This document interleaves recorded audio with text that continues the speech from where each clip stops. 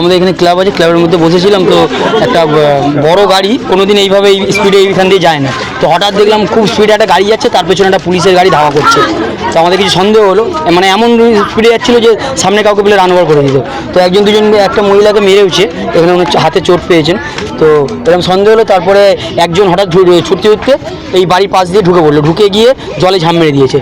জলে ঝাঁপ মেরে দিয়ে তারপরে জানতে পারলাম যে ওখানে পুলিশের গাড়িটা, ওখানে একটা গাড়িকে ধাওয়া করে ধরে সেটা আমরা বলতে পারবো না, সেটা আমরা বলতে পারবো না। স্যারেরা বললেন যে ক্রিমিনাল আছে। তো স্যার আমরাও একটু বাইক নিয়ে চারদিকটা ওনাদের যে ট্র্যাক করে দেখাচ্ছে সেগুলো আমরা রাউন্ড মারলাম, কিন্তু খুঁজে পাইনি।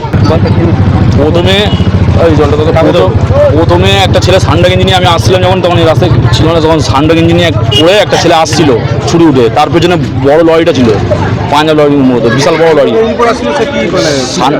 সান্ডা গেঞ্জি পড়েছিল ছেলেটা, ছুটে বহুত স্পিডে ছুটছে, বহুত স্পিডে ছুটতে ছুটতে লরিটা প্রায় 80-100 স্পিড ছিল, এখান থেকে বহুত স্পিড আছে, পুলিশের গাড়িও ছিল আর অনেক পুলিশ ছিল। এবার আমি তখন এখান থেকে ওকে দেখে যখন ছুটছে, তখন ওই ছেলেটা এইখানে ঢুকে পড়লো এই ঘরটা, তখন আমি দেখেছি।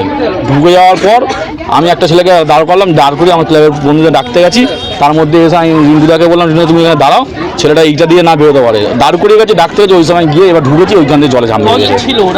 কজন ছিল বলতে আমার না, একজন এখানে ঢুকেছে, ওটা